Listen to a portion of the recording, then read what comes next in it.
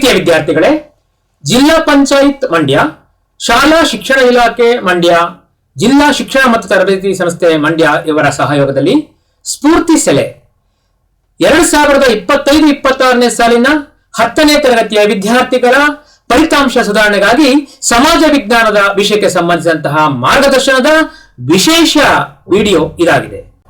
ಅಂಕಗಳು ಎಲ್ಲಿವೆ? ನಮ್ಮ ಗಮನ ಎಲ್ಲಿರಬೇಕು? ಸಮಾಜ ವಿಜ್ಞಾನದಲ್ಲಿ 80 ಅಂಕಗಳಿಗೆ ಇತಿಹಾಸದಿಂದ 25, ಭೂಗೋಳಶಾಸ್ತ್ರದಿಂದ 22 ಅಂಕಗಳು ಬರುತ್ತೆ. ಪ್ರಿಯ ವಿದ್ಯಾರ್ಥಿಗಳೇ, 47 ಅಂಕ ಅಲ್ಲೇ ಆಯಿತು. ರಾಜ್ಯಶಾಸ್ತ್ರ 11, ಸಮಾಜಶಾಸ್ತ್ರ 8 ಮತ್ತು ಅರ್ಥಶಾಸ್ತ್ರ 7 ಹಾಗೂ ವ್ಯವಹಾರ ಅಧ್ಯಯನ 7 ಅಂಕಗಳು.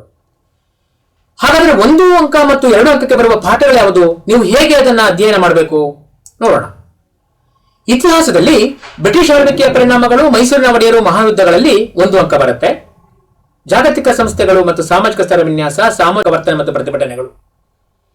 ಇದಕ್ಕೆ ತಾವು ಮಾಡಬೇಕಾಗಿರೋದಿಷ್ಟೇ, ಒಂದು ಹಾಳೆಯನ್ನು ತೆಗೆದುಕೊಳ್ಳಿ, ಅಲ್ಲಿರುವಂತಹ ಕಾಲ, ಸ್ಥಳ ಅಥವಾ ಮಹತ್ವವಾದಂತಹ ಘಟನೆಗಳು, ಇಸವಿಗಳು ಇವೆಲ್ಲವನ್ನು ಸಹ ತಾವು ಪಟ್ಟಿ ಮಾಡ್ತಾ ಹೋದ್ರೆ ನಿಮಗೆ ಅಲ್ಲಿ ಸುಲಭವಾಗಿ ಅಂಕಗಳು ಸಿಗೋದಕ್ಕೆ ಸಾಧ್ಯ. ಇನ್ನು ಭೂಗೋಳಶಾಸ್ತ್ರದಲ್ಲಿ ಭಾರತ ಋತುಗಳು, ಸಾರಿಗೆ ಸಂಪರ್ಕ, ಕೈಗಾರಿಕೆಗಳು, ಗ್ರಾಮೀಣಾಭಿವೃದ್ಧಿ, ಸಾರ್ವಜನಿಕ ಹಣಕಾಸು ಆಯವ್ಯಯ ಮತ್ತು ಬ್ಯಾಂಕ್ ವ್ಯವಹಾರಗಳು ಮತ್ತು ಉದ್ಯಮಶೀಲತೆ. ಈ ಬ್ಯಾಂಕ್ ವ್ಯವಹಾರಗಳಲ್ಲಿ ಒಂದು ಪ್ರಶ್ನೆ ಬರುತ್ತೆ, ಅದನ್ನ ಬಹಳ ಮುಖ್ಯವಾಗಿ ಇಟ್ಕೊಂಡಿರ್ಬೇಕಾಗತ್ತೆ.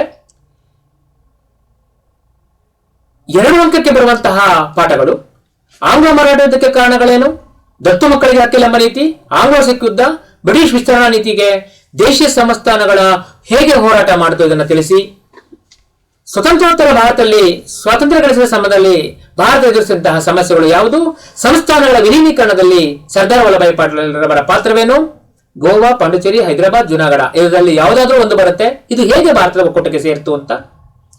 ನಿರಾಶ್ರಿತರ ಸಮಸ್ಯೆ ಏಕೆ ಉಂಟಾಯಿತು, ಅವರಿಗೆ ಒದಗಿಸಿರುವಂತಹ ಸೌಲಭ್ಯಗಳು ಯಾವುದು. ಹಾಗೆ ಸಾರ್ವಜನಿಕ ಆಡಳಿತದಲ್ಲಿ ಪ್ರಶ್ನೆಗಳನ್ನು ನೀವು ಇಲ್ಲೇ ನೋಡಿ. ಅದರಲ್ಲಿ ಬಹಳ ಮುಖ್ಯವಾಗಿರೋದು ಕೇಂದ್ರ ಲೋಕಸೇವಾ ಆಯೋಗ, ಇದಕ್ಕೆ ಸಂಬಂಧಿಸಿದಂತೆ ಮತ್ತು ರಾಜ್ಯ ಲೋಕಸೇವಾ ಆಯೋಗದ ಬಗ್ಗೆ ತಾವು ಗಮನಿಸಬೇಕಾಗತ್ತೆ. ಪ್ರಗತಿಪರ ಸಾರ್ವಜನಿಕ ಆಡಳಿತ ಸಾಮಾಜಿಕ ಭದ್ರತೆಯನ್ನು ದೃಢೀಕರಿಸುತ್ತದೆ, ಈ ಹೇಳಿಕೆಯನ್ನು ಸಮರ್ಥಿಸಿ. ಇದು ಬಹಳ ಮುಖ್ಯವಾದಂತಹ ಅಂಶವಾಗಿದೆ. ಲೂಥರ್ ಗಲಿಕ್ ನೇರ ನೇಮಕಾತಿ ಮತ್ತು ಪರೋಕ್ಷ ನೇಮಕಾತಿ, ಕೇಂದ್ರ ಲೋಕಸೇವಾ ಆಯೋಗದ ರಚನೆ, ಮತ್ತೆ ಕೇಂದ್ರ ಮೀಸಲು ಪಡೆಯ ಕಾರ್ಯಗಳು, ರೈಲ್ವೆ ರಕ್ಷಣಾ ಪಡೆಯ ಕಾರ್ಯಗಳು, ಕೇಂದ್ರೀಯ ಕೈಗಾರಿಕಾ ಭದ್ರತೆಯ ಪಡೆಯ ಕಾರ್ಯಗಳು, ಇವುಗಳು 2 ಅಂಕಕ್ಕೆ ಬರುವಂತಹ ಪಾಠವಾಗಿದೆ. ಜಾಗತಿಕ ಸಂಸ್ಥೆಗಳು, ವಿಶ್ವಸಂಸ್ಥೆಯ ಉದ್ದೇಶ, ಅದರಲ್ಲಿ ಅದರ 6 ವಿಭಾಗಗಳು, ಸಾಮಾನ್ಯ ಸಭೆ ಮತ್ತು ಭದ್ರತಾ ಮಂಡಳಿಯ ಕಾರ್ಯಗಳು, ಆರ್ಥಿಕ ಮತ್ತು ಸಾಮಾಜಿಕ ಮಂಡಳಿಯ ಕಾರ್ಯಗಳು, ವಿಶ್ವ ಆರೋಗ್ಯ ಸಂಸ್ಥೆ, ಅಂತಾರಾಷ್ಟ್ರೀಯ ಕಾರ್ಮಿಕ ಸಂಘ, ವಿಶ್ವ ವ್ಯಾಪಾರ ಸಂಘಟನೆ, ಕಾಮನ್ವೆಲ್ತ್, ಸಾರ್ಕ್ ಇವೆಲ್ಲದರ ಉದ್ದೇಶಗಳು ಏನು ಎಂಬುದು ಇದರಲ್ಲಿ ಬರುತ್ತೆ. ಸಾಮಾಜಿಕ ಸ್ತರ ವಿನ್ಯಾಸ 2 ಅಂಕಕ್ಕೆ ಬರುವಂತಹ ಪ್ರಶ್ನೆ ಯಾವುದೆಂದರೆ, ಪೂರ್ವಗ್ರಹಕ್ಕೆ ಕಾರಣಗಳೇನು, ತಾರತಮ್ಯದಿಂದ ಪೂರ್ವಗ್ರಹ ಹೇಗೆ ಸಮಾಜದ ಒಂದು ಸಂಘರ್ಷಕ್ಕೆ ಕಾರಣವಾಗುತ್ತದೆ, ಅಸ್ಪೃಶ್ಯತೆ ಒಂದು ಸಾಮಾಜಿಕ ಪಿಡುಗು ಹೇಗೆ, ಇದನ್ನು ಸಮರ್ಥಿಸಿ ಅಂತ ಬರುತ್ತೆ. ಬಹಳ ಮುಖ್ಯವಾದ ಬರಬಹುದಾದಂತಹ ಒಂದು ಪ್ರಶ್ನೆ, ಅಸ್ಪೃಶ್ಯತಾ ನಿವಾರಣೆಯ ಸಂವಿಧಾನಾತ್ಮಕ ಮತ್ತು ಶಾಸನಾತ್ಮಕ ಕ್ರಮಗಳು ಯಾವುದು ಅಂತ. ಇನ್ನ ಸಾಮಾಜಿಕ ಸವಾಲುಗಳಲ್ಲಿ ಪ್ರಿಯ ವಿದ್ಯಾರ್ಥಿಗಳೇ, ಬಾಲ ಕಾರ್ಮಿಕರು, ಬಾಲ್ಯ ವಿವಾಹ, ಹೆಣ್ಣು ಭ್ರೂಣ ಹತ್ಯೆ, ವರದಕ್ಷಿಣೆ ಇವೆಲ್ಲದಕ್ಕೂ ದುಷ್ಪರಿಣಾಮಗಳೇನು, ಅದಕ್ಕೆ ಕಾರಣಗಳೇನು, ಅದನ್ನು ತಡೆಗಟ್ಟುವ ವಿಧಾನಗಳೇನು ಎಂಬುದು ಬರುತ್ತೆ. ಇನ್ನ ಭಾರತ ಜಲಸಂಪನ್ಮೂಲ, ಅದರಲ್ಲಿ ನೀರಾವರಿಯ ವಿಧಗಳು, ಆ ನೀರಾವರಿಯ ವಿಧಗಳಲ್ಲಿ ಬಾವಿ ನೀರಾವರಿಯ ಮಹತ್ವ, ಬಾವಿ ನೀರಾವರಿಯ ಪ್ರಮುಖವಾದಂತಹ ಪದ್ಧತಿಯಾಗಿದೆ ಏಕೆ, ಕಾಲುವೆಗಳಲ್ಲಿ ಸರ್ವಕಾಲಿಕ ಕಾಲುವೆ ಮತ್ತು ಪ್ರವಾಹ ಕಾಲುವೆ ನಡುವಿನ ವ್ಯತ್ಯಾಸ ಏನು, ಮಳೆ ನೀರು ಕೊಯ್ಲಿನ ಮುಖ್ಯ ಅಂಶ ಏನು ಮತ್ತೆ ಅದರ ಅವಶ್ಯಕತೆ ಏನಿದೆ, ಮತ್ತೆ ನೀರಾವರಿಯ ಅವಶ್ಯಕತೆ ಏನಿದೆ ಎಂಬ ಅಂಶಗಳು ಬರುತ್ತೆ.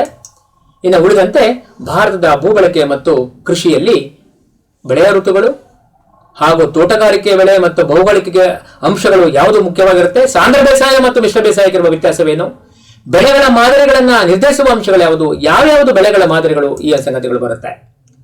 ಭಾರತದ ಭೂಬಳಕೆಯಲ್ಲಿ ಬರುವಂತಹ ಮತ್ತೊಂದು ಅಂಶ ವ್ಯವಸಾಯದ ಅವಧಿಗಳು ಯಾವುದು, ಭತ್ತ ಅಥವಾ ಗೋಧಿ, ಇವೆದರಲ್ಲಿ ಯಾವುದಾದ್ರೂ ಭೌಗೋಳಿಕ ಅಂಶಗಳನ್ನ ಪಟ್ಟಿ ಮಾಡಿ ಇಟ್ಕೊಳ್ತಾರೆ. ಬಹಳ ಮುಖ್ಯವಾದ ಅಂಶ ಪುಷ್ಪ ಬೇಸಾಯದ ಪ್ರಾಮುಖ್ಯತೆ, ಇಂದು ಅತಿ ಮುಖ್ಯವಾಗಿದೆ, ಈ ಹೇಳಿಕೆಯನ್ನು ಸಮರ್ಥಿಸಿ ಅಂತ.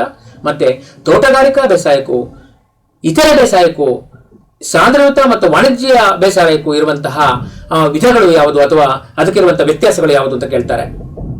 ಅರ್ಥವ್ಯವಸ್ಥೆಯಲ್ಲಿ ಇದು ಬಹಳ ಮುಖ್ಯವಾದ ಪ್ರಶ್ನೆ. ಪಂಚವಾರ್ಷಿಕ ಯೋಜನೆಯ ಉದ್ದೇಶಗಳು, ನೀತಿ ಆಯೋಗದ ಧ್ಯೇಯೋದ್ದೇಶಗಳು ಮತ್ತೆ ನೀತಿ ಆಯೋಗದ ಪ್ರಮುಖ ವಿಭಾಗಗಳು.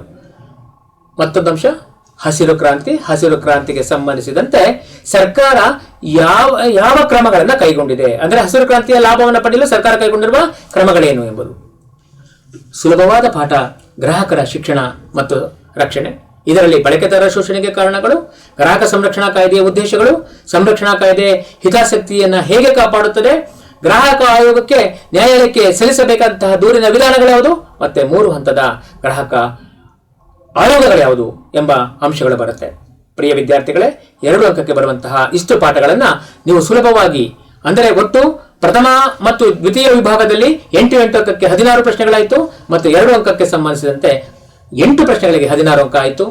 ಅಂಕಗಳನ್ನು ಸುಲಭವಾಗಿ ಗಳಿಸಿ. ಧನ್ಯವಾದ. ನಮಸ್ಕಾರ. ಒಳ್ಳೆಯದಾಗಲಿ.